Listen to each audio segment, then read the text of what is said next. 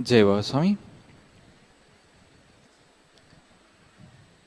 जैसा कि हम सब जानते हैं, पूज्य गुरुदेव पशुपतिनाथ मंदिर गए थे और पशुपतिनाथ मंदिर से शिबू गांव के पास एक गुफा में गए जहां पर शिव बाबा मिले। उनके दर्शन का सौभाग्य प्राप्त हुआ, जागृति हुई और वहां से पूज्य गुरुदेव को आध्यात्मिक विकास का परिपक्व बीज प्राप्त हुआ। तो हम सबके लिए ये आनंद की बात है कि श्री अम्बरीश जी कुछ समय पहले ही नेपाल का दौरा करके आए और वहां पर शिबू गांव जाकर के आए। तो शिबू यात्रा के जो अनुभव है वो हमारे साथ शेयर करने वाले हैं। कुछ ही देर में अम्बरीश जी हमारे समक्ष उपस्थित होंगे और हमें अपनी शिबू यात्रा के बारे में बताएंगे। जय बाबा स्वामी।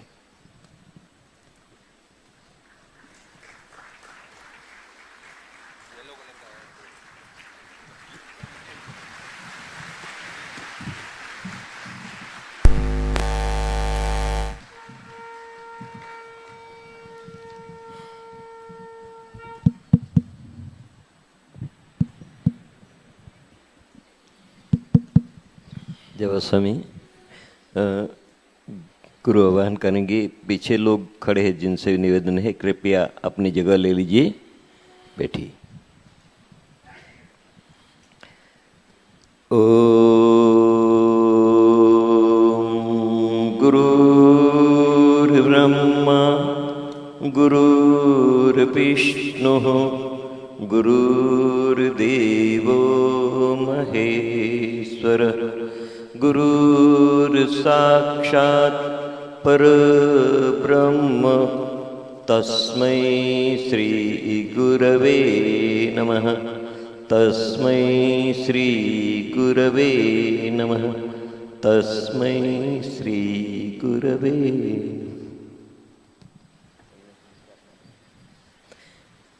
आप सभी की ओर से मैं अम्बरीश जी से विनती करता हूँ कि कृपया वो अपनी यात्रा के बारे में हमें बताएं। जय बाबा स्वामी।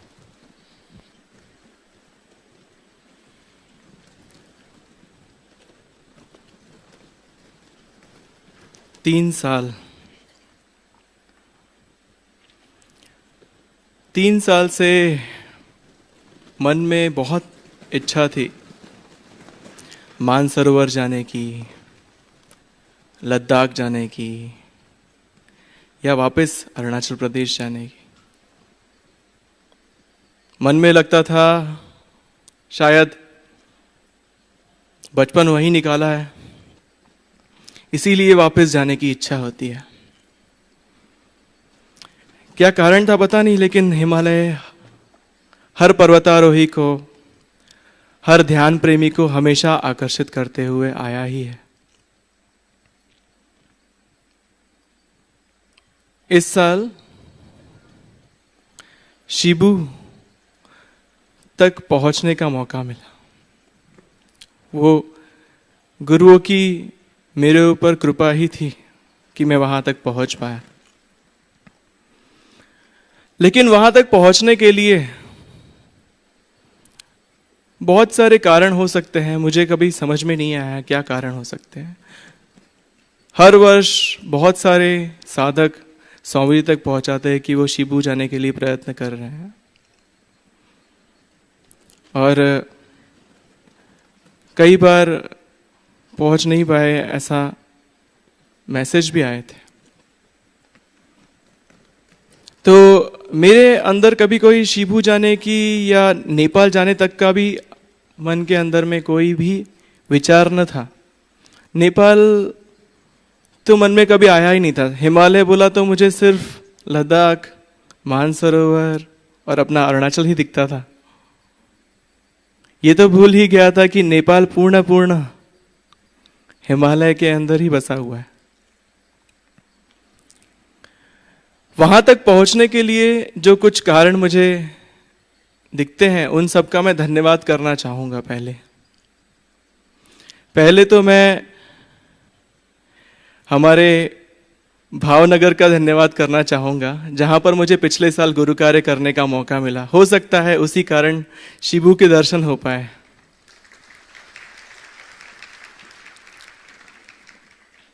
दूसरा कारण यह भी हो सकता है कि सौराष्ट्र आश्रम में वहाँ के लोगों ने मुझे वहाँ पर इतना सुंदर अनुष्ठान का आनंद लेने दिया, उसके लिए सहायता करी, वह भी एक कारण हो सकता है। पहले मैंने कभी अनुष्ठान आश्रम में नहीं किया, क्योंकि आश्रम में लोगों से कम्युनिकेशन बहुत ज़्यादा हो जाता था, तो कभी मन की शांति के लिए समय नहीं मिल पाता था मुझे, क्योंकि हर किसी को कुछ न कुछ उत्सुकताएं होती थी, तो प्रश्नोत्तरी में ही समय निकल जाता था। तो पहला अनुष्ठान मैंने सौराष्ट्र आश्रम में किया, उसको भी धन्यवाद।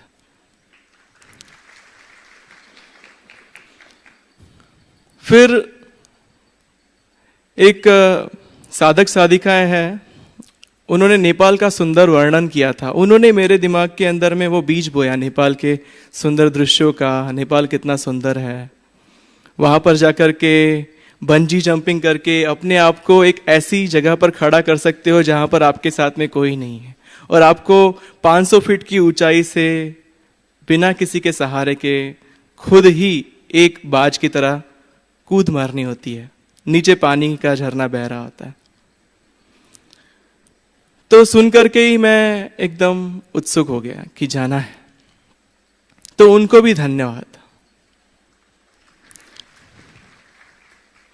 और आखिर में उन विदेशी साधकों का धन्यवाद जिन्होंने मेरे लिए नेपाल के अंदर में सुविधा करके दी ताकि मैं शिबू तक पहुंच सकूं। कार की सुविधा करके दी, कुछ जो लोग मुझसे हेल्प कर सके, क्योंकि मुझे नेपाल के बारे में कुछ भी नहीं पता, पहली बार नेपाल आया था।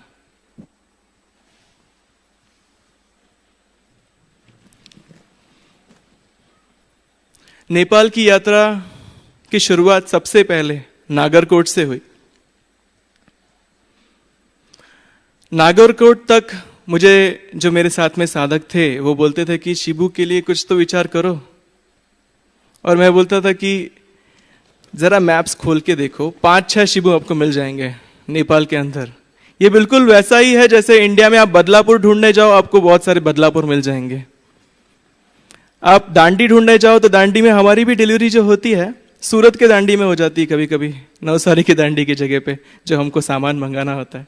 तो यह नाम काफी कॉमन है, तो उसका खोज हम लोग कैसे करें? 5 जगह पे तो एक साथ जा नहीं सकते।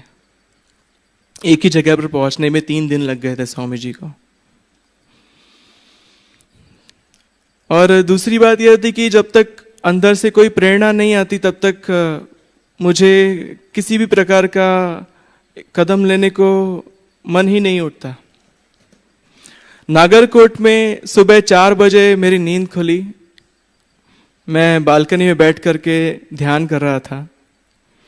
ध्यान करते करते करते करते इतना सारा कोहरा था, और कोहरे में से बहुत ऊंचा डायरेक्टली 12 o'clock बोलते हैं ना, ऊपर सब पहाड़ आपके सामने, और आपसे बहुत ऊपर एवरेस्ट जैसा दिखने वाला बहुत बड़ा पहाड़, बहुत बड़ा हिमालय का पहाड़ जो बादलों के अंदर घिरा हुआ था। ऐसा लगता था जैसे बादलों के ऊपर कोई और पहाड़ खड़ा हो। तो मन में हुआ कि अभी यहां तक पहुंचे हैं तो एक प्रयत्न हमें जरूर करना चाहिए। मुझे साधक ने जो भी छोटी सी भी बात हो, उसने मुझे एक तर्क दिया था कि एक प्रयत्न करेंगे, अगर एक प्रयत्न असफल हुआ ना, क्योंकि स्वामी जी कहते हैं ना, तुम परमात्मा के तरफ एक कदम बढ़ाओगे, परमात्मा 10 कदम तुम्हारी तरफ दौड़ते हुआ आएगा। हमारे साथ यही हुआ। 5-6 शिबू हम वो सब देखने को भी तैयार नहीं थे, क्योंकि वो सारे के सारे चीजें उससे किसी से भी मैच नहीं खा रही थी, जो भी दिया हुआ वर्णन है। फिर हमारे साधक मित्र जो है, उसने एक नेपाली को फोन किया, उसको सिर्फ दृश्य के बारे में जो स्वामी जी ने वर्णन बताया उसके बारे में बताया। वहां से कुछ कुछ हमें जानकारी मिली। उस जानकारी के आधार पर ही हम निकले थे, और उस जानकारी के आधार पर हमने विदेश में कॉल किया जो कि हमें यहाँ पर नेपाल में कुछ अरेंजमेंट करके दे, और वही अरेंजमेंट से एक के बाद एक हमको सुविधाएं, हमको सहायता एक एक व्यक्ति की मिलती गई, जैसे कि स्वामी जी ने खुद ने ही अरेंज करके दिया। सबसे सुंदर बात यह थी कि मैं स्वामी जी से बोलकर ही नहीं आया था कि मैं शिबू का मैंने मन में कोई प्लान रखा है, क्योंकि हमने कोई कॉन्क्रीट सोच के नहीं गए थे कि हम जाएंगे ही शिबू। हाँ, मैंने एक बार उनको एक एसएमएस किया था कि हम सोच रहे हैं शिबू जाकर के आएंगे। ऐसे जैसे कि किसी तालाब में आप पत्थर डाल करके देखते हैं ना कि क्या प्रतिक्रिया आती है। स्वामी जी नहीं बोलते हैं, हाँ बोलते हैं, वो कुछ पता नहीं ना। हम सोच रहे हैं शिबू जाके आते हैं। स्वामी जी ने बोला ओके। मैंने बोला चलो रास्ता क्लियर है।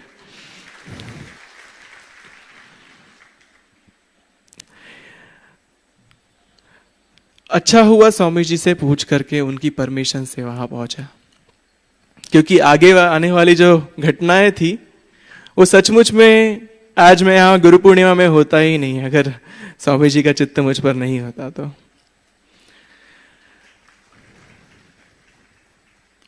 हम लोग नागरकोट से वापस काठमांडू आए और काठमांडू से हम निकले। गाड़ी हमने 4 व्हील मंगाई थी, स्ट्रॉन्ग स्कॉर्पियो, क्योंकि वहां पर ये ऑल्टो फॉल्टो तो कुछ चल ही नहीं सकती है, बीच रास्ते में ही टूट करके खराब हो जाएगी। स्कॉर्पियो मंगाई थी। स्कॉर्पियो का वाहन चालक भी बहुत प्रशिक्षित था, बहुत स्ट्रांग चला सकता था, अंधेरे में भी चला सकता था, यह जान करके ही उनसे ली थी। और जब हम लोग निकले तो सबसे पहली जो घटना घटी वो यह थी, ड्राइवर हमको दूसरे रास्ते से लेकर के जा रहा था, जो कि काफी वो था। आगे जाकर के ट्रैफिक लगा, ट्रैफिक में फिर उसने बोला अभी रास्ता घुमाना पड़ेगा। तो फिर मैंने उसे बोला कि मैं पहले ही बता रहा था कि जिस रास्ते से स्वामी जी गए हैं हमें उसी रास्ते से जाना है, शिबू गांव। तो वही हुआ, हम उसी रास्ते से गए जिस रास्ते से स्वामी जी निकले थे। 40 साल हो चुके हैं उस घटना को। 40 साल में 3 अर्थक्वेक आकर के गए थे। 1997, 2007, 2016। ये 3 सालों में, मतलब ये 10-10 सालों में 3 बार अर्थक्वेक आकर के गए थे। बहुत सारे गांवों का नक्शा ही बदल चुका था। कुछ गांव तो तबाह हो गए थे, तो अभी तो शायद नेपाल के उसमें भी लिस्टिंग में भी नहीं थे। तो हमने भी आशा छोड़ दी थी कि हमको शिबू दिखेगा या नहीं दिखेगा। हम बस जब तक कोई बाधा नहीं आ जाती जो हमको पीछे ढकेलने का प्रयास करे, तब तक हम आगे बढ़ने का हमने विचार रखा था।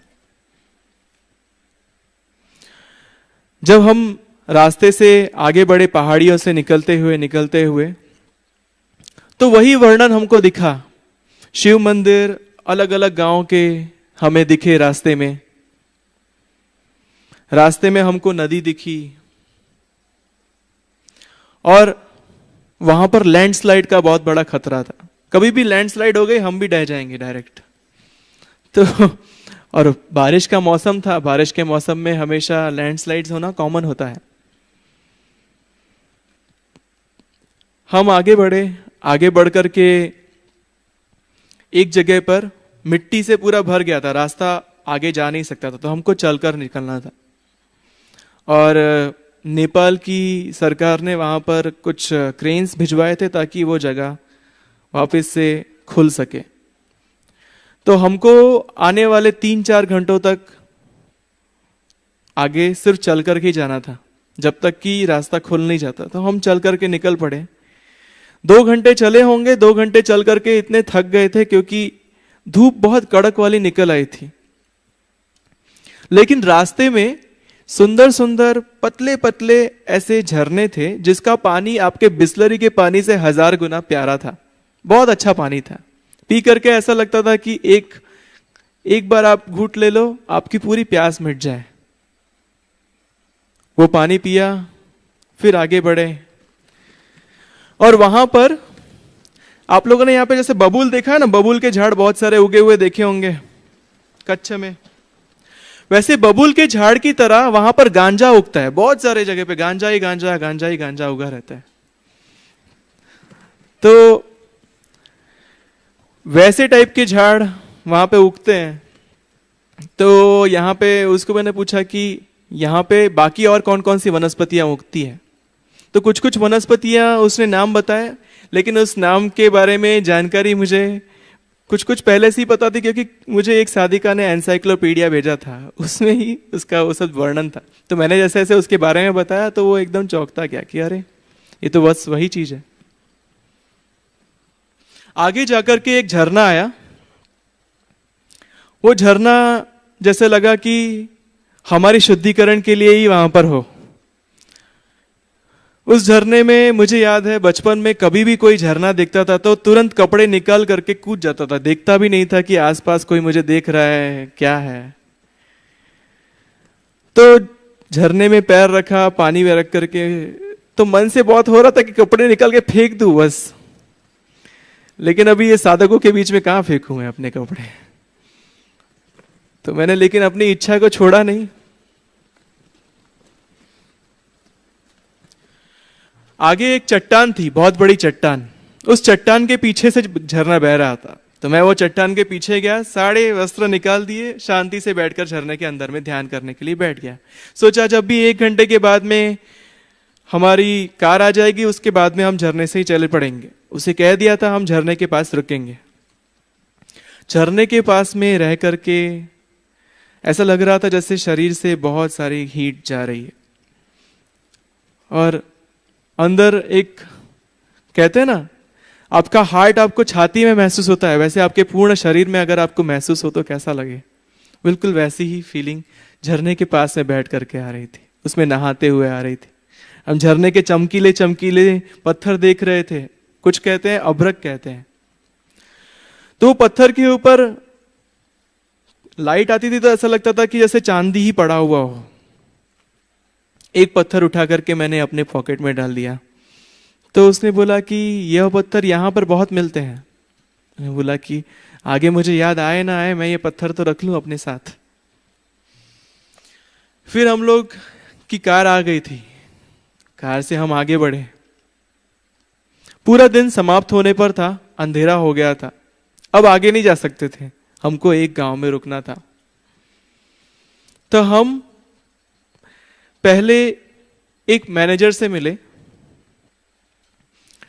जो एक बैंक का मैनेजर था। उसने हमको पूछा कि आप इतना दूर जा रहे हो तो आपका समय और पैसा वेस्ट ना हो, इसके लिए आपसे पहले ही पूछ लेता हूं कि आप किस चीज को खोज रहे हो। मैंने बोला एक हम शिबू गांव को ढूंढ रहे हैं। वो बोला ऐसे गांव के बारे में नहीं सुना, क्या आप उसके बारे में कुछ बता सकते हैं। मैंने कहा कि वह गांव में वातावरण तुरंत चेंज हो जाता था, कभी बारिश है, कभी धूप है, कभी जोर से हवाएं चल रही है, कभी कुछ भी हो रहा है। वहां पर पीछे पहाड़ों पर बर्फ गिरती है। वहां पर एक गांव है जहां पे हमारे स्वामी जी आए थे, और ऐसे सारे के सारे वर्णन जो हमारे किताब में लिखे हैं वो सारे दृश्य के बारे में बताया। उसने कहा आप जो कह रहे हो उससे मिलता जुलता ही जो है वो आगे है, शायद वही आपका शिबू है। तो उसने हमें एक गाइड ढूंढ करके दिया, क्योंकि हम जहां से जाने वाले थे उसके आगे सरहद पार करने के बाद में एक सरहद जैसी थी छोटी सी, वो सरहद बताती थी कि वहां से आगे जंगल आता है। जंगल मतलब जंगली प्राणी, उन सभी को प्रोटेक्ट करने के लिए रिजर्वेयर जैसा था। तो पूरा ऊपर का सारा जो है सब कुछ जंगल ही है। तो जंगल से गुजरना था हमको। जंगल से गुजरने के बाद में उस गाइड को साथ में लेने के बाद में हम नीचे ही एक पहाड़ी के नीचे एक गांव बसा हुआ था, हम उस गांव में जाकर के रेस्ट ले लिया हमने। कोई वहां पर ज्यादा एक्सपेक्टेशन के साथ में जा नहीं सकते हैं कि सब कुछ अच्छा कंफर्टेबल मिलेगा, लेकिन जो भी था वो हिप्पी लोग होते हैं ना, कहीं पे भी रह लेते हैं, वैसा ही रहने जैसा था। लेकिन हमारे लिए वह भी बहुत सुखकारी था। रात को हम 9:30 बजे ही सो गए थे। सुबह अपने आप ही 3:30-4 बजे नींद खुली, और थोड़ी ही देर के बाद में, 1 घंटे के बाद में शायद सूर्योदय भी हो चुका था। हमने देखा तो हमारे ही पीछे बहुत विशाल बड़ा पहाड़ था। इतना सुंदर पहाड़ देख करके जो मन के अंदर में सुंदर सुंदर भाव उठते हैं, वो मैं व्यक्त नहीं कर सकता। उसी के नीचे से नदी बह रही थी। मन कर रहा था वहां पे वापस से जाकर के स्नान कर लो, लेकिन एक दिन बीत चुका था हमारे हाथ में।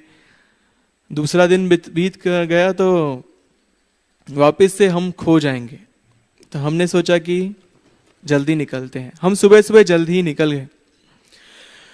सुबह निकलने के बाद में हमको वहां से 5 घंटे 6 घंटे और लगे थे। जैसे 1.5 दिन हमको लग गया शिबू गांव तक पहुंचने के लिए। लेकिन शिबू गांव तक भी हम पहुंचे नहीं थे। सिर्फ शिबू गांव से पहले एक गांव आता था, वहां पर हमने विराम लिया था। उस गांव के वहां पर हमने चाव चाव खाया, मैगी बोलते हैं ना, मैगी खाई। क्योंकि वहां पर और कुछ तो है नहीं। वहां के लोग वेजिटेरियन थोड़ा कम खाते हैं और हम लोग तो ठहरे ब्राह्मण तो हम लोग सोच रहे थे कि वेजिटेरियन कुछ हो तो अच्छा लगेगा। तो वहां पर दाल चावल बहुत उगता है और चाव चाव बहुत मिलता है। तो हमने चाव चाव खाया। चाव चाव खाते खाते वो जो गाइड था उसने उस गुफा के बारे में पूछना चालू किया पास के जो खाना बनाने वाली थी उसकी माँ को। तो उसकी माँ ने बोला कि हाँ, आप जो बता रहे हैं ऐसे गुरु हैं, हमारे यहाँ पे थे यहाँ पे, लेकिन उसको तो बहुत साल हो गए, आप क्यों ढूंढते हुए आ रहे, अभी तो नहीं है यहाँ पे। तो बोला कि नहीं, हम उन्हीं के गुफा की तलाश में हैं। तो कौन सी गुफा की बात कर रहे हैं आप? तो हम दादा गुरुदेव का फोटो लेकर के गए थे हमारी टैबलेट के अंदर में। उसे जैसे ही हमने जूम किया, सभी हक्के बक्के रह गए, क्योंकि कोई भी आज तक पर्वतारोही उस गुफा तक पहुंचने के लिए आया नहीं था। कोई इस चीज को ढूंढ नहीं पाया था। और हमने जैसे ही वो गुफा का फोटो दिखाया, वो देख करके वो उनका चेहरा सफेद हो गया। हमको लगा कि कुछ तो बात है, उनसे जरा पूछे क्या हुआ। पूछने पर पता चला कि वह गुफा तो वही थी जिसकी हम तलाश कर रहे थे, लेकिन अभी वहां जंगल उगाया है। अब वो जैसे पहले बिना झाड़ियों की खुली हुई जगह थी वैसी नहीं है। पहाड़ से भी उसने अपने आप को सेपरेट करना शुरू कर दिया है।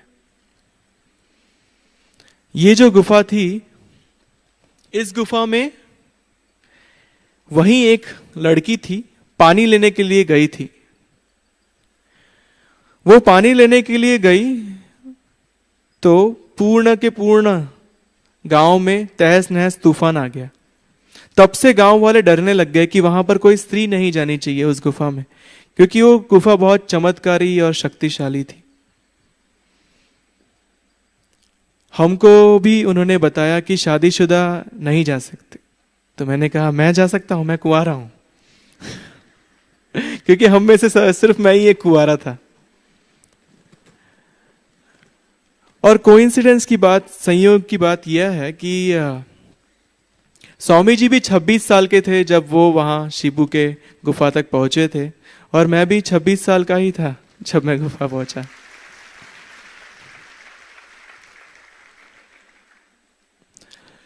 वहां पहुंचने से पहले उन्होंने बताया कि यहां पर माओवादी बहुत रहते हैं, उन जंगलों में घूमते रहते हैं। माओवादी भी कुछ आकर के गए थे वहां पर, म्यूजिक बजा करके ऐसे वहां पर वो गुफा के पास में गए थे। तो माओवादियों को तो कुछ ना कुछ हुआ ही, उनके सारे छपरे उड़ने लग गए और वापस से उनको अपना घर बनाना पड़ रहा था। तो वो बहुत डरे हुए थे उस इंसिडेंट से, और वो गांव वाले भी उस गुफा के पास नहीं जाते थे और कहते थे कि आपको भी नहीं जाना चाहिए। हम लोग प्रश्न हमारे मन में आ गया था कि हमें जाना चाहिए या नहीं जाना चाहिए। जाते हैं और सच में कोई तूफान आता है तो, और ये गांव वालों को कुछ होता है तो उनका सारा पाप हमारे सर पे है, और इतना नुकसान करना हम नहीं चाहते थे। लेकिन मन में एक विश्वास था कि हम गुरु की इच्छा से ही आए हैं, गुरु भूमि पर ही आए हैं और गुरु की प्रेरणा से ही पहुंचे हैं, तो कुछ नहीं होगा। हमने उन्हें भी यही कहा कि हमारे जो स्वामी जी हैं उनके गुरु यहाँ रहते थे, उन्हीं ने हमारे स्वामी जी को एक वटवृक्ष की भांति बड़ा कर दिया है। आज हिमालय का जो गुरुओं का शासन है पूर्ण विश्व भर में पहुंच गया है। कहते हैं शासन हुआ करता था गुरुओं का पहले, आज वैसा ही शासन वापस स्थापित होने जा रहा है।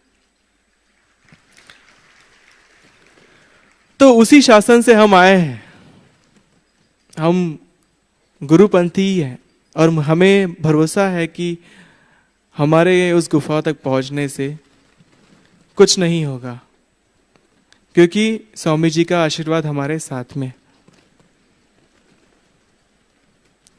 तो फिर वहां पे एक व्यक्ति था, वो तैयार हुआ किसी तरह से, लेकिन गुफा में जाने से पहले हम यह निश्चित करना चाहते थे कि ये वही गुफा है, क्योंकि हम किसी की शक्तिशाली गुफा में बिना किसी जानकारी के पहुंचना नहीं चाहते थे। हम जानना चाहते थे कि वह शिबू की गुफा वही है। इसके लिए हमने आसपास के सभी बूढ़े लोगों को ढूंढना चालू किया। तो बूढ़े लोगों को खोजते खोजते पहले हम शिबू गांव के यहाँ पे गए नीचे।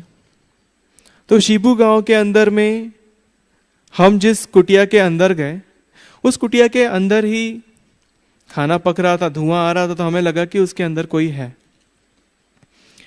हमने दरवाजा खटखटाया, उनसे बोला कि हम अपने गुरुओं की गुफा के बारे में और यहाँ पे जो गुरु रहते थे उनके बारे में जानकारी लेने के लिए आए। तो उसने बताया, हाँ आप क्या पूछना चाहते हैं। और वहाँ पर नेपाली भाषा भी नहीं है और वहाँ पर हिंदी भाषा भी नहीं है, वहाँ पर चीनी भाषा भी नहीं है। वहाँ पर जो भाषा है वो इनमें से कोई भी भाषा नहीं है। वो भाषा कुछ कुछ तिब्बती भाषा से मेल खाती है, लेकिन तिब्बती भाषा भी वह नहीं है। तो हम कुछ भी समझ नहीं पा रहे थे क्या बातें हो रही हैं किसी के भी बीच में। बस वो जो हमारा गाइड था वही हमें बोल पाता था, और गाइड से भी थोड़ा सा तो क्लियर होकर के हमें हमारा जो नेपाली साधक था वो बताता था।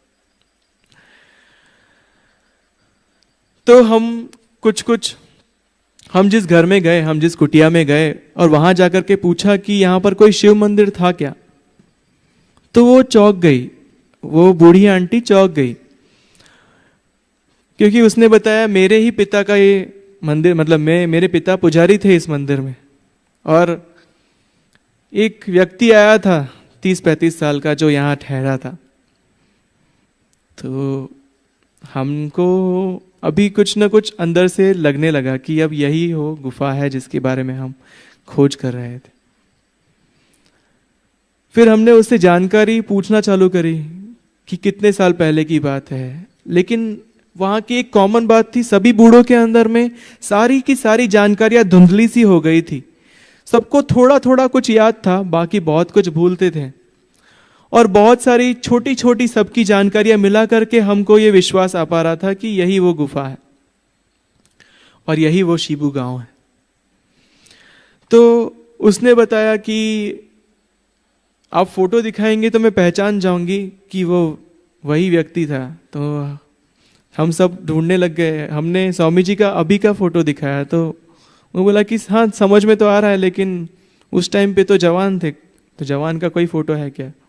तो जवानी का फोटो मेरे पास भी नहीं था।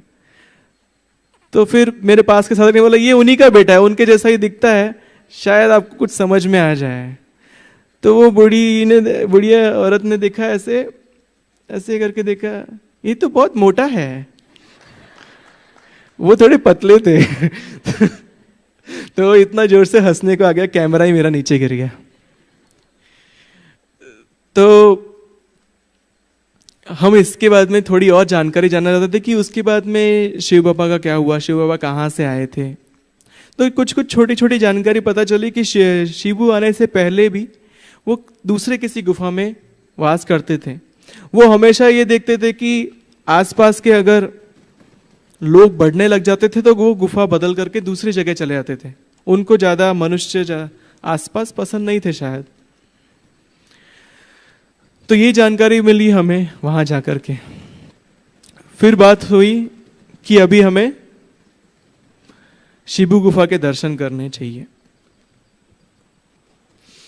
शिबू गुफा के दर्शन करने से पहले उन्होंने हमको दिखाया शिबू गुफा कहाँ है। हमने पूछा तो उन्होंने दिखा वो वहां पर है। मैंने बोला वहां पर है मतलब इतना स्टीप पहाड़ चढ़ेंगे कैसे, ऐसी चढ़ाई कैसे करेंगे? चढ़ जाओगे धीरे धीरे, मतलब उनको आती नहीं थी ना हिंदी, तो वो जो गाइड था उसको भी हिंदी प्रॉपर नहीं आती थी। धीरे धीरे चढ़ोगे ऐसे करके मैंने बोला हाँ धीरे धीरे मतलब कब तक चढ़ेंगे, एक दिन लगेगा, कितना लगेगा? नहीं चढ़ जाओगे ऐसे करके। तो हम लोग उसको फॉलो करते गए। सबसे पहले झरना आया, तेज झरना पानी का, जिसमें वजन ढो करके मैं जा रहा था सारा का सारा। सोचा कि वहां पे शायद ऊपर ही गुजारने पड़े रात, तो वहां पे ही रह लेंगे कहीं पे दूर जगह पे रह करके। तो वो बोझ लेकर के मैं जा रहा था। तो वो गाइड बोला बोझ लेकर के ऊपर आप नहीं जा पाओगे, मेरे को दे दो। तो बोझ उनको दे दिया। चलना आगे किया तो फिसलन भरे रास्ते थे, एक पैर इधर जा रहा था दूसरा इधर जा रहा है। कभी भी मतलब कि वो बोलते हैं क्रैम्प आ सकती थी, मोच आ सकती थी कहीं पे भी। तो पेड़ों को पकड़ पकड़ करके चलना था, लेकिन कौन से पेड़ों को पकड़ करके चलना था वो भी हमको चल चल करके ही पता चला गया। क्योंकि उनमें से कुछ पेड़ ऐसे थे सिर्फ छू लो तो जैसे 4-5 चाकू खंजर से आपके स्किन को फाड़ दिया गया हो, इतना दुख होता था। और मेरे को यहां हुआ और जोर से चीख निकलती थी, इतना जोर का दर्द होता था। जो चीख निकलती थी तो एक बार चीख निकली तो उसने मुझे एक पेड़ दिखा दिया कि उस पेड़ का निचोड़ ऐसे ऐसे करके घिस करके आप लगा दोगे तो थोड़ा दर्द कम होगा। उस पेड़ का रस लगाया, थोड़ा दर्द कम ही हुआ, गया तो बिल्कुल भी नहीं। और उस पेड़ से फिर बचने की ठान ली कि उस पेड़ को कभी पकड़ना नहीं है, चाहे हम गिरने वाले हो, गिरने से इतने जोर से दर्द नहीं होगा जितना वो पेड़ को पकड़ करके होगा। क्योंकि वो पेड़ में शायद कोई एसिड सा था, पता नहीं क्या था, अजीब सा ही पेड़ था। आगे बढ़े तो एक छोटी सी झील सी थी जिसमें से मटमैला पानी निकल रहा था। हमने पूछा क्या है, तो उन्होंने बोला कि पहले यहां कुंड हुआ करता था, यहां पे स्नान कर सकते थे। अब वो पानी मटमैला हो गया है, पता नहीं क्यों। और आगे गए, और आगे तो इतने गए कि उसकी तो जर्नी कर ही नहीं सकता, और वो कैमरा में भी नहीं आ सकती क्योंकि इतना मुश्किल रास्ता था कि मेरा मोबाइल फोन भी एक बार गिर गया था। मेरा मोबाइल फोन गिर गया, मैं उसको लेने के लिए गया और मैं भी फिसल करके गिर गया। और एक टब बात में कैसे दो सहारे पे लटक जाते हैं ना, वैसे ऐसे लटका था और नीचे नदी बह रही थी, दूर नदी में ही बह जाता। तो पीछे पीछे ढकलते ढकलते ऊपर चढ़ा वापस, और फिर ठान ली कि अभी मोबाइल से रिकॉर्डिंग नहीं करनी क्योंकि मोबाइल तो गिरेगा, मोबाइल के साथ साथ में जितना अभी तक मैं रिकॉर्ड किया वो भी जाएगा। मोबाइल को पॉकेट में रखा। वो मुश्किल रास्तों को मैंने थोड़ा सीरियसली नमस्कार करते हुए चढ़ा, और चढ़ते चढ़ते फिर एक पहाड़ और दूसरे पहाड़ के बीच का जॉइंट आया। अब जॉइंट में जुड़ा हुआ नहीं था, नीचे खाई थी। उस खाई के बीच में जाने के लिए 4 लकड़ियां रखी हुई थी और हमको एक पहाड़ को छूते हुए जाना था। और उस पहाड़ को छूते हुए जा तो रहे थे, वो 4 लकड़ियां जी थी, वो भी कुछ बहुत स्ट्रांग लकड़ियां नहीं थी, कुछ सिर्फ 4 लकड़ियां, मतलब इतनी सी जगह थी। उसके ऊपर से हम नीचे इस साइड को खाई, नीचे उस साइड को भी खाई, बस पहाड़ को एक थोड़ा टच था वहां पे। हम 2 लोग गए, तीसरे लोग गए, एक साधक तो नीचे गिर ही गया। उसके बीच के 2 टुकड़े, नीचे के लकड़ी के 2 टुकड़े हो गए और वो 2 टुकड़े के सहारे नीचे खाई पे लटक रहा था। स्वामी जी की शक्तियों ने उसे बचा लिया, नहीं तो उसके मम्मी पापा को क्या जवाब देता मैं। उस समय लेकिन एक चीज बहुत ही ज्यादा सोचने जैसी है कि वहां पर डर की याद ही नहीं आती। डर क्या है वो याद ही नहीं आता। डर की बात क्या करते हो, हम कुछ बोले तो क्या बोले ही वो याद नहीं आता। वीडियो कैमरा शांति से जा रहा है तो उसमें भी सिर्फ जो मैंने बोला है वो भी प्रेजेंट में क्या हो रहा है, मुझे थकान महसूस हो रही है, ये पेड़ को छूना नहीं है, यहाँ पे चलना है, वहां पे पैर रखना है, आगे क्या करेंगे, पीछे क्या हुआ, उसकी कोई भी विचार ही मन में नहीं आता। तो प्रश्न आता ही नहीं कि हम मुख से कुछ और चीज बोल पाए। तो सच में वहां पे मौन अपने आप ही आ गया था। वो लकड़ी को में से वो बाहर निकला, कैसे तभी करके 2-4 पेड़ की जड़ों को पकड़ करके, जो जड़ें छोटी मोटी थी आसपास को, वो ऊपर निकला। तो हमारे भी प्राण में प्राण आए। अब उसमें से निकलने के बाद में आपने अगर रिसेंटली पिछले साल या पिछले 2 साल पहले एक मूवी आई थी, बाहुबली कहते हैं जिसको, बाहुबली के अंदर में आपने देखा होगा एक पहाड़ को चिपक करके ऐसे ऐसे ऐसे करके जाना होता था। वैसे ही इतनी सी पैर रखने की जगह थी, पीछे पहाड़ था, ऐसे पहाड़, इतनी पैर रखने की जगह, यहाँ पे पहाड़, इतनी सी जगह पर पैर रख करके चिपक करके पहाड़ को हग करके मतलब झप्पी दे करके जाना था।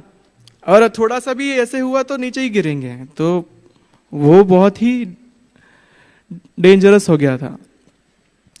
वो करके हम फिर गुफा तक आखिरकार पहुंचे।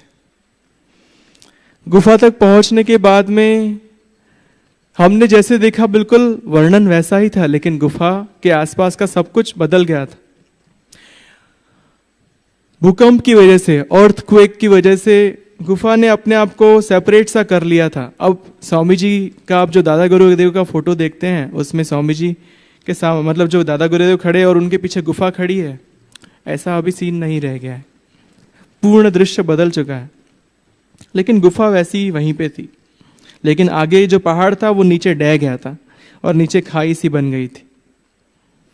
तो चलने के लिए जगह नहीं थी, बस एक बहुत बड़े पर्वत के ऊपर हम यहाँ पर पहुंच गए हैं, यहाँ पर खाई है और यहीं पे गुफा है। तो चलने के लिए कोई वॉकिंग स्पेस है ही नहीं, गुफा का कोई हम बहुत दूर से दृश्य ले ही नहीं सकते। नीचे से लेंगे तो गुफा दिखती नहीं है, क्योंकि गुफा ऊंची है और नीचे हम ऐसे ऐसे चलते हुए आ रहे, तो देखने का भी सवाल नहीं। गुफा के अंदर पहुंचने के लिए गए तो देखा तो पूरी गुफा पानी से भरी हुई थी। पानी को छुआ तो इतना ठंडा बर्फ जैसा पानी था। राइट साइड को भी एक गुफा जैसी बन गई थी, शायद जो पत्थर है वो अपने आप को बंद करते करते करते करते गुफा जैसा बन गया है वहां पर। हमने सोचा कि गुफा बंद हो जाए कुछ महीनों में, कुछ साल में, तो उससे पहले स्वामी जी का एक सूक्ष्म शरीर का फोटो वहां पर रख देते हैं और हम उन्हें थैंक करते हैं कि जो आपने बीज लगाया था वो आज वट वृक्ष बन चुका है। और उसी वृक्ष से बहुत सारे बीज, लाखों बीज, करोड़ों बीज हमारे समाज में फैल गए हैं। और आगे चल करके यह दुनिया किस तरह से बदल जाएगी हम भी नहीं जानते, लेकिन तब ये गुफा बंद हो चुकी होगी, हम अंदर आ नहीं पाएंगे। लेकिन अंदर अपने आप गुफा बंद हो जाए उससे पहले स्वामी जी का एक सूक्ष्म शरीर का फोटो अंदर रहे तो हमें इस चीज की प्रसन्नता होगी। इसके लिए हमने वहां पर सूक्ष्म शरीर का एक लैमिनेटेड फोटो रखा और एक कैंडल जला करके प्रार्थना करी। और मन में एक विचार आया कि यहाँ पर एक छोटा सा यज्ञ जैसा कुछ करना चाहिए। तो हमने वहां पर एक यज्ञ कुंड जैसा छोटा सा बनाया, लकड़ियाँ जलाई थोड़ी, और सोचा कि हमसे कुछ अशुभ या ऐसा ना हो जाए, इसके लिए हम लकड़ियाँ जला देते हैं।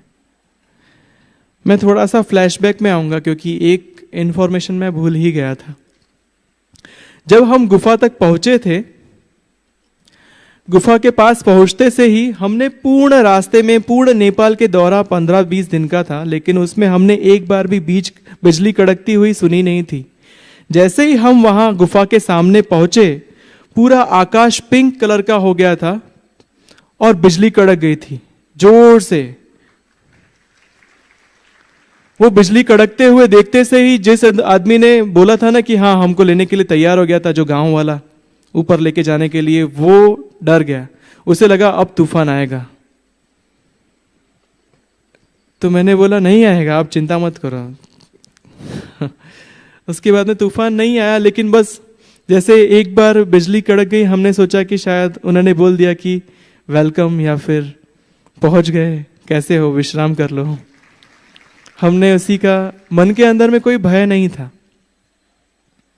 हमने उस जल जो अंदर था गुफा के, उसमें से पानी पिया, ग्रहण किया। पानी पीने के बाद में बहुत अंदर से एकदम शांत शांत सा लगने लग गया, जैसे कि हमारा कोई एग्जिस्टेंस ही नहीं हो। हम वापस से पीने वाले थे कि उस गाइड ने बोला आप इस गुफा का पानी मत पीना, नहीं तो आप पगला जाओगे, क्योंकि यहां पर आने के बाद में अच्छा नहीं, पागल हो जाते हैं, पागल पानी पी करके आप वो हो जाओगे। तो मैंने बोला पागल कैसे हो जाएंगे? बोला कि एक बार पीने से कुछ नहीं, लेकिन आप ज्यादा मत पियो ऐसे। तो हो सकता है, स्वामी जी कहते हैं ना कि कुंडलिनी जागृत होने के बाद में सुरती चढ़ती है तो इंसान झूमने लगता है, उसे किसी चीज की कदर ही नहीं रह जाती। सच में उस क्षण हमको हमारा पूर्ण संसार एक खिलौने सा लगता था। जैसे हम इतने बड़े होने के बाद में कैसे देखते हैं ना कि छोटे बच्चे झगड़ रहे होते हैं, अरे ये खिलौना मेरा है, ये खिलौना तेरा है। इसके लिए हम लोग देखते हैं कि ये क्या झगड़ रहे हैं, खिलौने में क्या झगड़ने का, थोड़ी देर तू यूज कर, थोड़ी देर मैं यूज करूंगा। लेकिन बड़े होने के बाद में हम क्या करते हैं, ये प्रॉपर्टी मेरी है, ये प्रॉपर्टी तेरी है, या फिर ये मेरा काम है, ये तेरा काम है। तो बच्चे बड़े होते हैं, बस स्वरूप बदल गया होता है। लेकिन वहां पर जाने के बाद में पता चला कि ये दुनिया में हम जो बड़े बड़े होकर के भी बच्चे जैसे ही कर रहे हैं। दुनिया में कुछ सच में मैदानी क्या होते हैं, वहां पर जाकर के हमें समझ में आया कि मैदानी लोग किसी प्रकार के नशे में धुत होते हैं। जो चीज उनको जिंदगी भर काम नहीं आने वाली, ऐसा ज्ञान को बटोरते रहते हैं। जैसे स्वामी जी ने बताया कि जिंदगी के आखिरी क्षण में आप भूल चुके होंगे वो क्या ज्ञान है, आपको सिर्फ आपकी मेमोरीज याद आएंगी कि आपने कौन कौन से पल बिताए, आपने क्या किया। आपको आपके दायित्व याद आएंगे, संकल्प याद आएंगे, आपने कितना प्रेम किया, कितना प्रेम दिया, बांटा, सब कुछ याद आएगा। लेकिन उस क्षण में आपको यह याद नहीं आएगा कि आप डॉक्टर हो, क्या हो। बिल्कुल उसी प्रकार की हमें अनुभूति वहां पर हुई थी। वहां जाने के बाद में लगा कि अब वापस लौटने की जरूरत नहीं है, इतनी सुंदर सी जगह है, कौन छोड़ना चाहेगा इसे। वहां पर थोड़ी देर बैठ करके ध्यान किया हमने, ध्यान किया, और ध्यान करने के बाद में थोड़ी देर के बाद में आधा घंटा हुआ रहेगा, उसके बाद में गुफा के सामने ही हम लेट गए।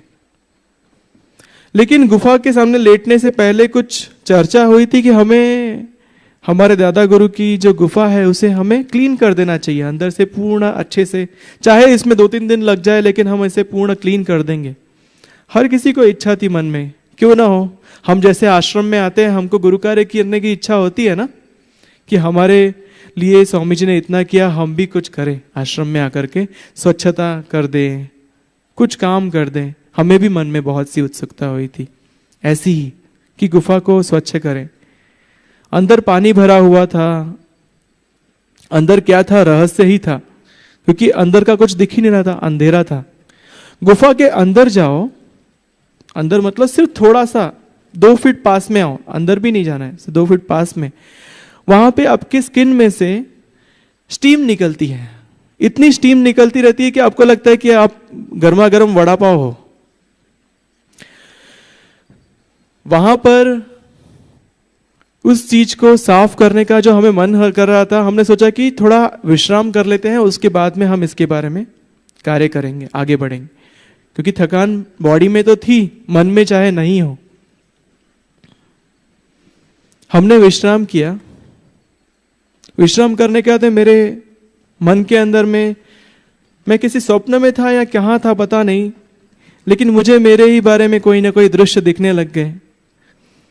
वो दृश्य के बारे में कोई क्लियरिटी मुझे भी नहीं है, वो रहस्य ही है मेरे लिए।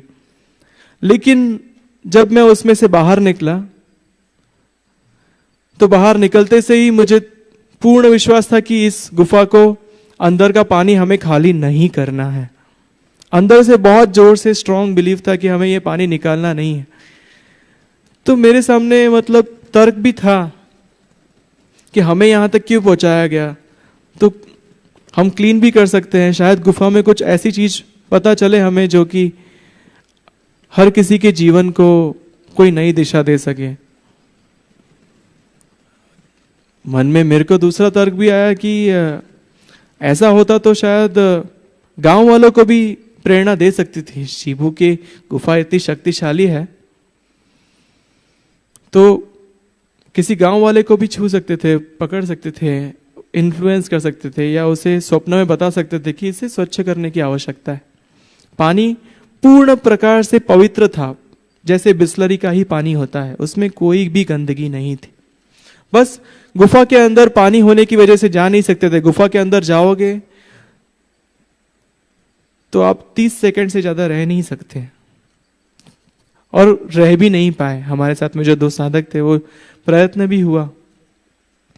गुफा के अंदर गए, देखा तो बर्फ ही बर्फ था गुफा के अंदर में। सबसे ज्यादा आश्चर्य करने वाली बात वही थी हमारे पूर्ण मैजिकल यात्रा के अंदर में, कि गुफा के बाहर हर जगह पूर्ण बड़ा घना सा जंगल था। जंगल के अंदर में उसने कहा था गांव वालों ने, आप रात को रुकोगे, शेर आते हैं, लेपर्ड्स बोलते हैं, वो आते हैं, तो वो आपको नुकसान नहीं पहुंचाए, उसका ध्यान रखना। तो वह था। दूसरी बात यह थी कि गांव वाले की भी वैसे इच्छा नहीं थी, बस हमारे गुरु यहाँ के थे, इसके लिए हमें जाने के लिए हमें मौका मिला था। तो हमने सोचा कि इसके ऊपर कोई ना कोई तो हल निकालना पड़ेगा, हमें स्वच्छ करना है नहीं करना है। यह हमारे बीच में एक प्रकार का वो था, कश्मकश था, हमको पता ही नहीं था क्या करना है। मन के अंदर में गट फीलिंग कह रही थी कि नहीं करना है, जैसे ही उठा था तो, क्योंकि वो फ्रेश फीलिंग थी, अंदर से उठ करके आई हुई, दृश्यों से पाई हुई। उसके बाद में सिर्फ अपनी तसल्ली के लिए थोड़ा दूर जाकर के हमने एक कॉल लगाया, क्योंकि एक ही इंसान को कॉल का रेंज मिल रही थी, वो भी एक बैटरी की, एक टावर की। उसमें से कॉल लगाया मैंने। कॉल करके सबसे पहले गुरुमा को ही कॉल किया। उन्हें कहा मैं शिबू में हूँ, शिबू की गुफा से नज़दीक हूँ, और मुझे, हम सभी को ऐसे मन में है, मुझे लेकिन लगता है नहीं करना है साफ, लेकिन साफ करे तो गुरु कार्य हो जाएगा और कुछ नई चीज भी पता चलेगी। और क्या हमें रात को यहाँ ठहरना चाहिए? तो गुरुमा ने बताया कि ये गुरु के लोक के अंदर में तो गुरु के नियम हम कोई जानते ही नहीं है कि हमें क्या करना है, लेकिन जैसे गुरु शक्ति धाम के नियम होते हैं कि रात को 7 बजे के बाद में हम दरवाजे क्लोज कर देते हैं ताकि शक्तियां अपने आप को बैलेंस कर सके, तो हम अगर उसी नियम को पालन करते हुए जाएं तो अच्छा रहेगा। रात को हम गुफा को बिल्कुल भी छुएंगे नहीं, उनके पास में भी विश्राम नहीं करेंगे।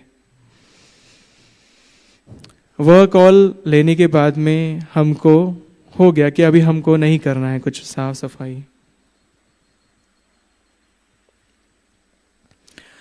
गुफा से नीचे उतरते आ रहे थे तो जैसे जा रहा था कि हमको नहीं उतरना है, हमारे इच्छा के विरुद्ध उतर रहे थे। साधक तो इसके लिए उतर पा रहे थे क्योंकि उनके पास तो उनकी बीवियां थी, उनका संसार था, तो उनको जाना ही था। लेकिन हम सोच रहे थे कि स्वामी जी का तो उस समय कोई संसार ही नहीं था, उनके पास में गुरुमा नहीं थी उस समय, तो भी वो वापस आए। इन 3 दिनों के अंदर शिबू के अंदर में जो जो सीखा वो जानना हम सबके लिए बहुत आवश्यक है। सबसे पहली बात यह है कि उस गुफा के पास में जाकर के जब ध्यान किया, जो अनुभूति प्राप्त की, हम सभी को यही अनुभूति हुई जैसे हम गुरु शक्ति धाम में ही बैठे हो, जैसे हम ऐसे ही अपनी ही एक कंफर्टेबल जगह में बैठे हो, चाहे वो दांडी हो, राजकोट हो, अपना कच्छ हो, हम हमारी ही गुरु शक्ति धाम में बैठे हैं। वैसी ही सिल्की एनर्जी, वैसी ही चेतना हमारे अंदर बह रही थी, मन में शांति थी। तो हमें यह ज्ञात हुआ कि स्वामी जी ने 1% भी कम नहीं किया है, जो वहां से लिया है सचमुच का वैसा ही हमें यहां तक दिया है। लेकिन हमने जो वहां पे जाकर के अनुभूति प्राप्त करी, उसके लिए बहुत सारी कठिनाइयों का सामना किया। इतनी सारी कठिनाइयों का सामना हमने जिंदगी में कभी नहीं किया। जो हमारे साथ में नेपाली साधक था, उसने बताया बहुत से ऐसे साधक है जिनको वो जानता है, जो शिबू जाकर के आए हैं, ऐसा उनके पास में कहते हैं। लेकिन जो उसने शिबू देखा, वो देखने के बाद में बोला नहीं, कोई नहीं आया है यहाँ पर। तो जिस शिबू का वर्णन पूर्ण प्रकार से यहां पर होता है, उस शिबू के गांव वाले जितने ज्यादा निखालस थे, जितने ज्यादा बच्चों जैसे थे, जितने ज्यादा प्रेम पूर्ण करुणावान थे। जो दूसरी सीख मुझे मिली वह यह थी कि हमारा जो आश्रम है उसे भी हमें उस शिबू की तरह ही करना है।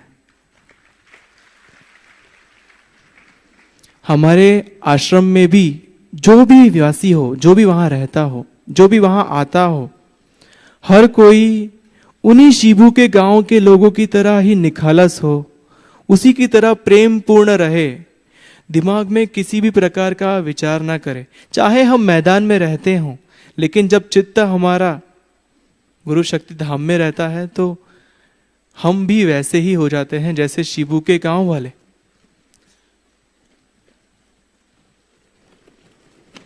हिमालय का जो सफर रहा, इसका जो तीसरा सीखने जैसी जो बात थी वह यह थी कि मैं हमेशा स्वामी जी को प्रश्न करता था कि स्वामी जी आप 22 साल से सिखा रहे हो साधकों को ध्यान, 22 साल से। एक बच्चा जो होता है ना, ज्यादा से ज्यादा 10 साल के अंदर में 12वीं पास हो जाता है, और आप इनको 22 साल से सिखा रहे हैं। आपके अंदर में ये पेशेंस कहां से आते हैं? और वही चीज गलती करते हैं, कोई नई चीज नहीं होती, हमेशा वही प्रश्न रहते हैं, हमेशा वो। तो आपके अंदर में कहां से आती है वो पेशेंस कि वो कुछ होगा? तो स्वामी जी ने कभी मुझे उत्तर नहीं दिया। उन्होंने कहा कि गुरु की जो पीड़ा होती है वो गुरु ही समझ सकता है, उसके उत्तर तो क्या दूं। लेकिन जब वहां जाकर के देखा उस गुफा को, वहां जाकर के जो प्रसन्नता हुई, पहली बार स्वामी जी का वो सूक्ष्म शरीर का फोटो स्वामी जी के गुफा में रखने के लिए, मतलब हमारे दादा गुरु के गुफा में स्वामी जी का वट वृक्ष बना हुआ एक तस्वीर रखने की, कि कितना बड़ा हो गया है आपका शिष्य। इसकी जो खुशी मुझे हो रही थी, उसी खुशी से मैं बता सकता हूं कि स्वामी जी भी शिव बाबा की तरह इंतजार कर रहे हैं कि उनका शिष्य कब, उनकी शिष्या कब वह वट वृक्ष बनेगी।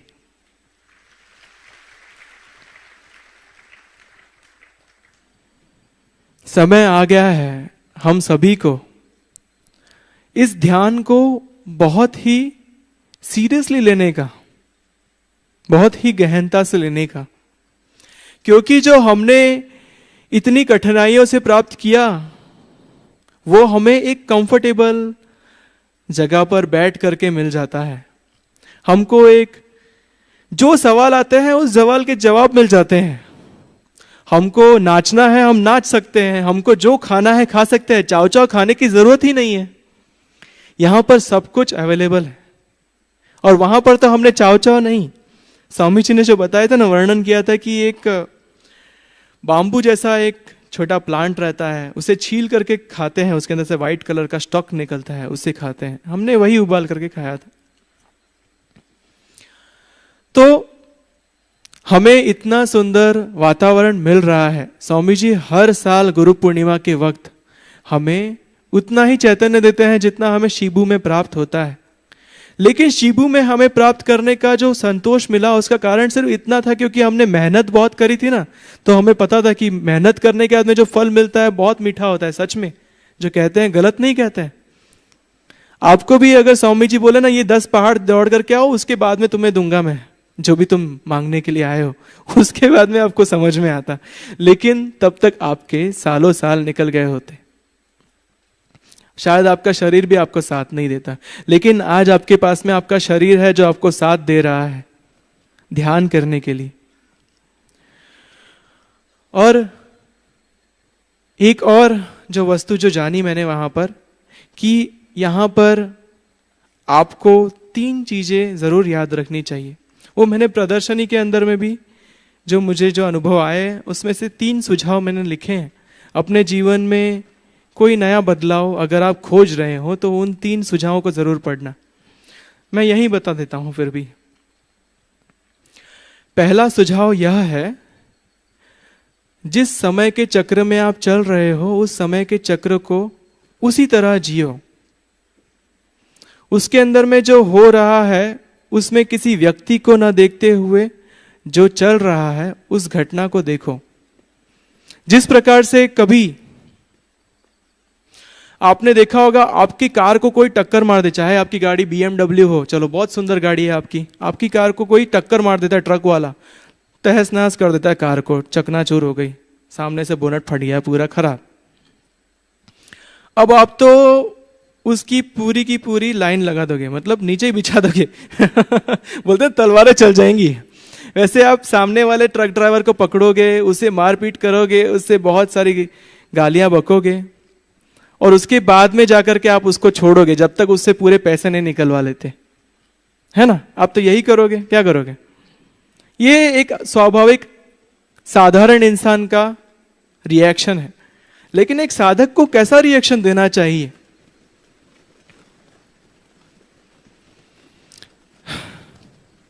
अगर आप वही समझो कि अगर आप वही BMW लेकर के आप जा रहे हो, पहाड़ से आकर के एक चट्टान आपके BMW पे गिर गई, आप जीवंत हो, आप उस चीज की खुशी मनाते। पहाड़ को गालियां देते क्या? अरे पैसे निकाल, चल तेरे में से खजाना निकाल अगर छुपा के रखा है तो। ये मेरे BMW कितनी महंगी थी। पहाड़ को गालियां नहीं दोगे ना, उसे आप एक घटना समझ लोगे कि दुर्घटना थी, हो गया। लेकिन कभी किसी ड्राइवर ने किया तो उसने जानबूझ करके गलती करी है उसके। किसको इच्छा होती है अपना ट्रक आपकी गाड़ी को ठोकने की? यह तो मैंने आपको सिर्फ एक उदाहरण दिया है। हो सकता है कोई व्यक्ति आपकी बेइज्जती कर दे। बेइज्जती तो आपकी वैसे भी हो सकती है कि आपसे कभी गलती से आपकी पैंट 10 लोगों के बीच में उतर जाए, बेल्ट ही ढीला हो, तो आप किसको गालियां दोगे? कहने का अर्थ यह है कि जब भी आपके साथ में कोई घटना हो तो घटना में किसी व्यक्ति का दोष ना देखते हुए उस घटना को देखो कि वो घटना घट चुकी है और आप उसके बारे में जो कर सकते हैं उतना ही करें। इससे ज्यादा अधिक विचार करना मतलब कि आप ही के आध्यात्म की जो यात्रा है उसे दूर करने जितना है। क्योंकि आपको जब जब आप शरीर को पकड़ते जाते हो आप अपने आत्मा से दूर होते जाते हो। और जो शिबू की यात्रा थी वो शरीर से आत्मा तक पहुंचने की ही यात्रा थी मेरी और हमारे साथ में जो साधक थे उन सभी की। तो पहला यही सुझाव है कि जो घटना है उस घटना में व्यक्ति को न देखते हुए घटना को देखो और घटना में आपके साथ में जो आप उसके लिए ठीक करने के लिए जो कर सकते हैं, जो आपके हाथ में है उतना करिए, बाकी सब कुछ स्वामी जी के हवाले सौंप दीजिए। दूसरा सुझाव यह है, प्रेरणा को अपना जीवन बना लो। क्योंकि जीवन में हमको बहुत सारी चीजें सुनने को मिलेगी। क्योंकि आपने देखा होगा, हमारे जितनी भी कमर्शियल एडवर्टीजमेंट है सारी की सारी भय के ऊपर आधारित है। अगर आप ये क्रीम नहीं लगाओगे तो आप बूढ़े हो जाओगे, अगर आप ये ब्रशिंग नहीं करोगे तो दांत टूट जाएंगे, अगर आप ये नहीं करोगे तो कैंसर का इलाज ही नहीं हो पाएगा, ये नहीं करोगे तो आप मर ही जाओगे। एक एक एडवर्टीजमेंट 0 to 100 जो भी एडवर्टीजमेंट देख लो उसमें कोई ना कोई भय दिखाएंगे। टायर के एडवर्टीजमेंट हो तो आपका एक्सीडेंट हो जाएगा अगर आपने ये वाला टायर यूज नहीं किया। कोई भी देख लो, भय के ऊपर ही आधारित है सारी के सारे जितने भी आपके सामने एडवर्टीजमेंट की मीडिया है। चाहे आप व्हाट्सएप भी यूज करते हो, व्हाट्सएप से अच्छा याद दिलाया, मैंने 2-3 महीने पहले व्हाट्सएप ही छोड़ दिया। इतना ज्यादा उसके अंदर में घोटाला, मतलब दिमाग का घोटाला हो जाता था। घोटाला होता था ऐसा नहीं, इतनी सारी इंफॉर्मेशन आती रहती है और मुझे मेरे बिस्तर तक ऐसा लगता है कि जैसे कि मैं अपने ऑफिस में ही हूं। मुझे कभी ऐसा लगता ही नहीं था कि मैं कभी किसी कंफर्टेबल जगह में हूं। मुझे मेरी स्पेस ही नहीं दिखती थी, इतनी सारी इंफॉर्मेशन हमारे आसपास घूम रही है, मेरा चित्त को 10 जगह भटकाती थी। और मैं थैंक्स भी बोलता हूं खुद को कि मैंने अपने व्हाट्सएप को बंद किया। शायद वही कारण होगा कि मैं शिबू पहुंच पाया।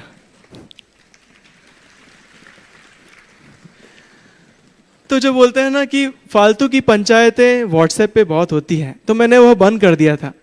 लेकिन रास्ते में शिबू जाने से पहले मुझे जो वहां के आर्मी जवान थे उन्होंने कहा था कि ये पूरी सरहद चाइना की है। चीन के लोगों के साथ में अभी हिंदुस्तान की इतनी अच्छी कोई तालमेल बैठा नहीं है। अभी बीच में उठा के भी लेके गए थे, तो आप अपना मुंह मत खोलना, वरना किसी को मिल गया तो बोलेंगे कि कोई घुसपैठिया है या ये है वो है, तो उठा के लेके जाएंगे।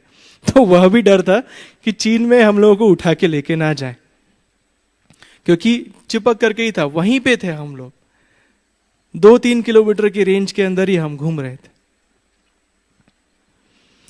अब सबसे बड़ी समस्या यह थी कि चीन में अगर हमको उठा के लेके गए तो हमको तो कोई कॉल भी नहीं कर पाएंगे हम किसी को। तो मैंने पहली बार अपना व्हाट्सएप 3-4 महीनों में चालू किया।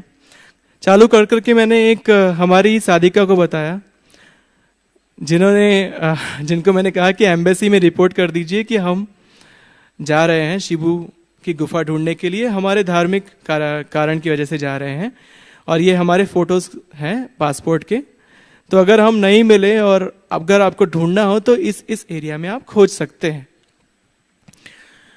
और हम 3-4 दिन में वापस नहीं आए तो आप यह जरूर खोज चालू कर देना, क्योंकि वहां पर चीन का नोट भी चल रही थी। सोचो, हम जहां पर थे वहां पे करेंसी भी चीन की उपयोग में हो रही थी।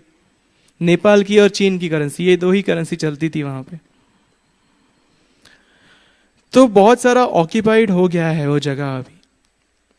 तो इसके लिए मैंने व्हाट्सएप को दूसरी बार खोला था। तो दूसरी बात यह है कि प्रेरणा, आप आपकी प्रेरणा जो आपको जहां पे लेके जाती है ना, आप वहीं पर जाना। आपके अंदर जो गट फीलिंग है ना, जिसको हम कहते हैं कि अंदर से हमको इंट्यूशन होता है, हमको लगता है कि यही सही है, यही कर देना चाहिए, यही करना चाहिए, अब उस तरफ एक कदम जरूर बढ़ाना। अगर आपको वह एक कदम बढ़ाने पर सफलता दिखती है तो इसका अर्थ ही है कि आपकी आत्मा कुछ कहीं पे आपको लेके जाना चाहती है, तो जरूर वहां पे जाइए। उसी प्रेरणा की वजह से शिबू की यात्रा सफल हो पाई। तीसरा यह है कि आप सभी किसी मकसद से पैदा हुए हैं। आप बिना किसी मकसद के पैदा नहीं हुए हैं। आप कोई अपना घर चलाने के लिए पैदा नहीं हुए। आप अगर ध्यान से जुड़े हैं, इसका अर्थ ही है कि आपका कोई ना कोई मकसद है। अपने मकसद को पहचानो।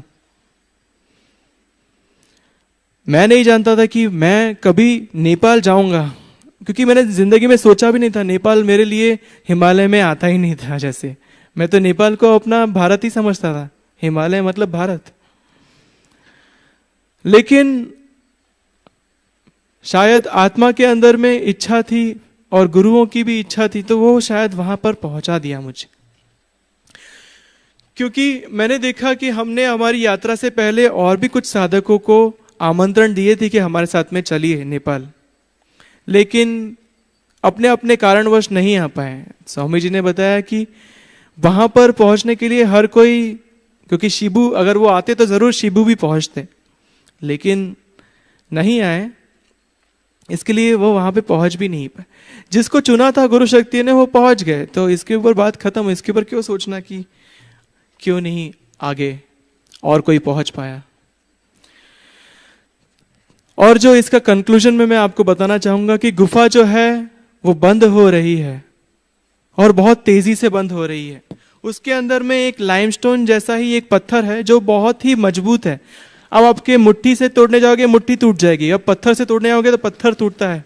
एक बार पत्थर टूट गया, नीचे ही था गुफा के ऊपर, तो हमने कुछ किया नहीं, लेकिन पास में ही, गुफा के पास में ही कहीं पे दूर एक ऐसी जगह थी जहां पे वो पत्थर था और हम जानना चाहते थे कितना मजबूत पत्थर है, तो उस पत्थर को तोड़ करके हम देख रहे थे। तो गुफा बहुत मजबूत है और वो बंद कर रही है अपने आप को, स्वयं को। और इसका कारण यह भी हो सकता है कि शायद स्वामी जी के आने तक गुफा अपना मुख खोल करके चैतन्य प्रदान कर रही थी।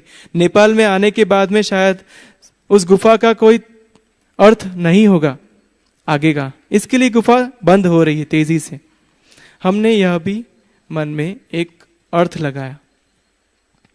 अब आपके सामने यही है कि जो स्वप्न है कि हमारा जो आश्रम है, जितने भी आश्रम हैं, हमें उन आश्रमों को इस हिमालय की तरह ही पावन बनाना पड़ेगा। यही के शिबू गांव की तरह ही हमें बनना होगा, हम सभी को। हम सभी, आप जैसे देखते हो ना, अगर आपको पता चल गया कि आपकी असली माँ कौन है, तो उसके बाद में भी आपको आपकी जो एडॉप्टेड, जिसने आपको एडॉप्ट किया, उस माँ से आप प्रेम करते ही हो, उससे आप छूट नहीं पाते हो, लेकिन आपको याद रहता है कि आपकी असली माँ कौन है। वैसे ही आपको स्वामी जी ने गुरु पूर्णिमा के दौरान वह संस्कार दिए हुए हैं, जिस संस्कार की वजह से आप शिबू गांव के लोगों की तरह ही निखालस हो। आज उसी प्रेम में हो। आज आपको कोई दुनिया बाहर की दिख भी नहीं रही है, क्या हो रहा है, क्या फर्क पड़ता है। आज आप उसी स्थिति में हो। उस स्थिति को याद रखो, आपका सच्चा स्वरूप यही है जो गुरु पूर्णिमा में आज आप हो, और कल भी आप वही स्वरूप को अपने अंदर पाएंगे। जिस दिन आप नमन करेंगे उस दिन याद रखना कि नमन करते वक्त अपने अंदर का 1% भी पुराना जो वर्जन है, पुराना जो आपका तरीका था रहने का, उसे छोड़ना होगा। जब पुराना जाएगा तभी नया आएगा। तो अभी मैं आपको अपने शिबू यात्रा का एक ट्रेलर दिखाना चाहूंगा, उसका पूर्ण वीडियो दिखाना चाहूंगा, क्योंकि वो वीडियो अगर हम कंपाइलेशन में पूरा बनाते तो 1.5 घंटे की मूवी बन सकती है। इसके लिए हमने उसको शॉर्ट कर दिया है। हम उसे अभी प्ले करेंगे। कृपया ध्यानपूर्वक इस यात्रा को एंजॉय कीजिए।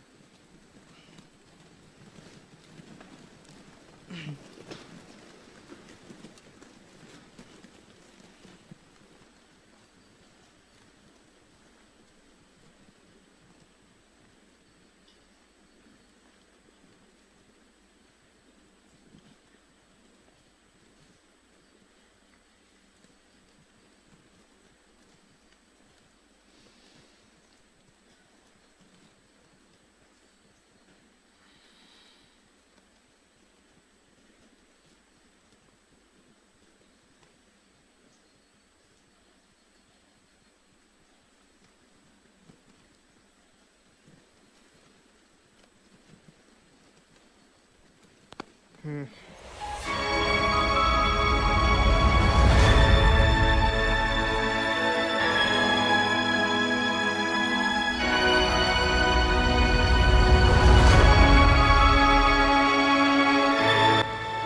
we're gonna sit in our Scorpio, which will be our partner traveling towards Cebu.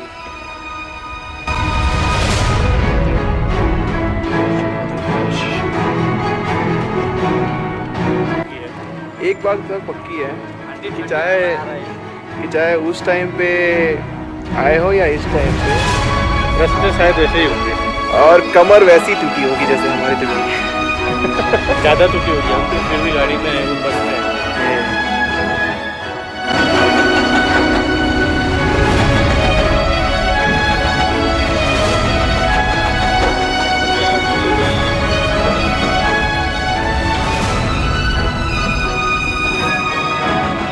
Side में ब्यूटीफुल बस था।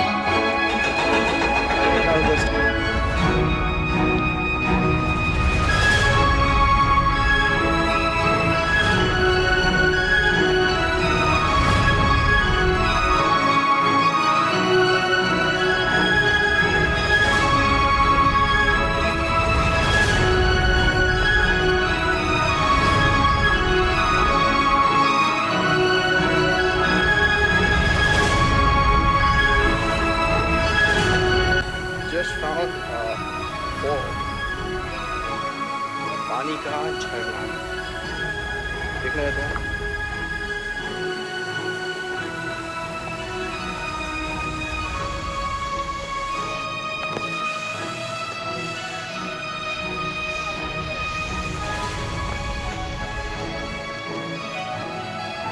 पैर डुबा के बैठना है क्या? पैर डुबा के बैठते हैं,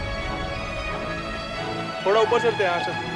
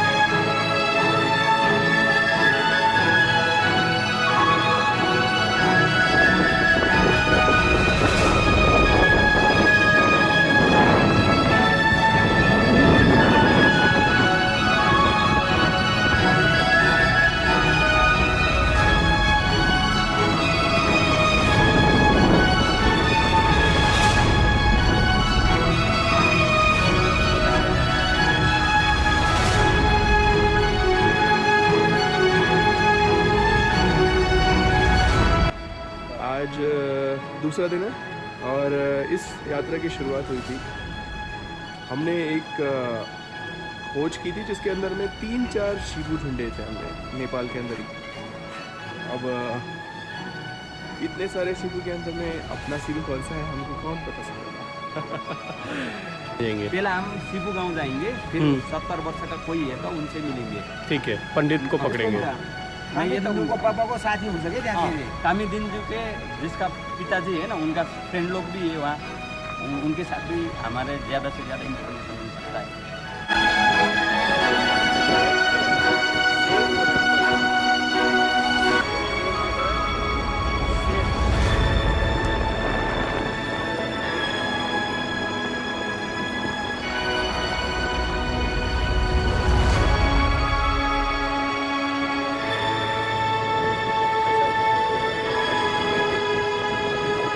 हेर्नु त उहाँलाई देख्नु भएको थियो उहाँ कति तपस्या गरेर बस्नुभयो, कति वर्ष बस्नुभयो यो ठाउँमा?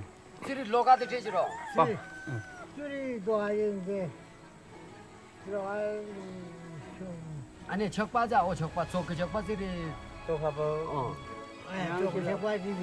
ब्राइटनेस बड़ा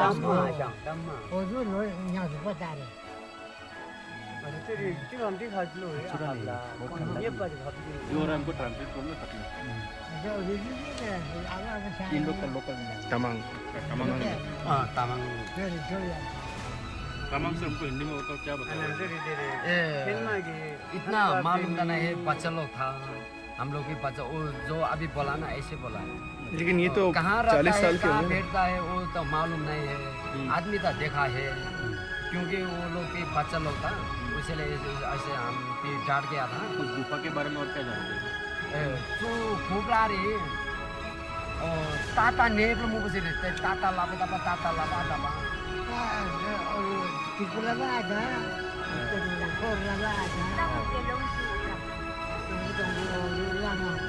ये लोग को लामा लोग है ना, धामी झांक लोग भी भेजता है, जो उसमें भेटेगा कभी भी फोन नहीं करना है, दूषित नहीं करना है ना।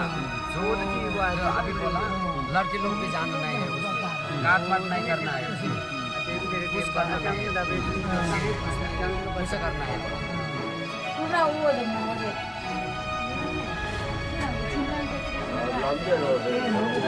यहाँ से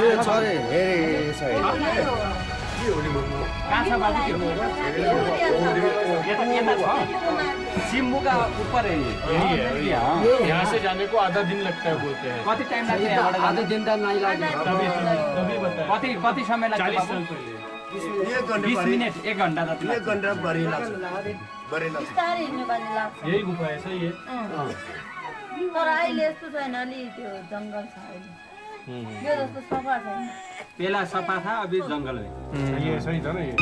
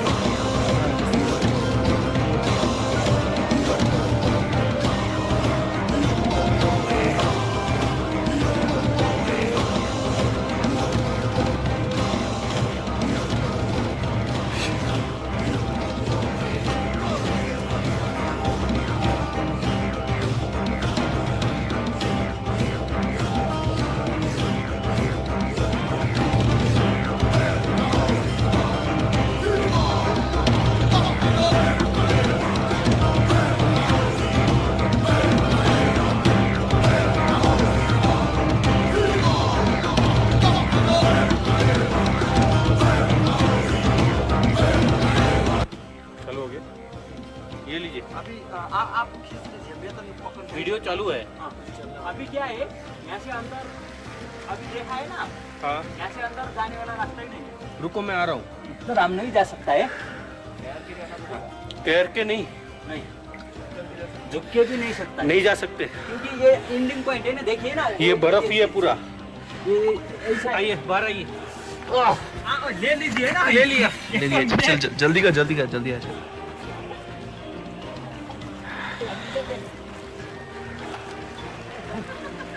मैं तेरे को बोला था ना, क्या हुआ? बर्फ है अंदर। तो फिर इसको enjoy।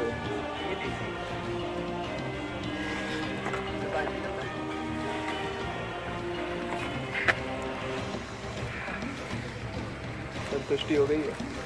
जैसे आपको पता ही था बहुत उनके लिए तो जाना ही पड़ेगा। हाँ चलो अभी।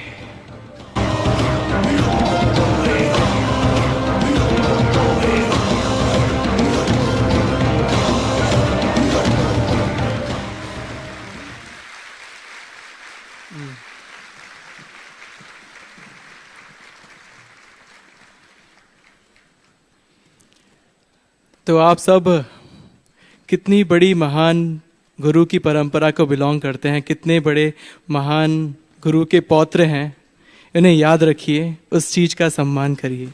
जय बाबा स्वामी।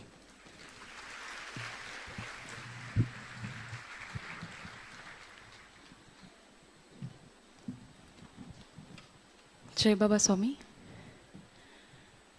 40 वर्ष पूर्व जब गुरुदेव ने यह यात्रा की और आज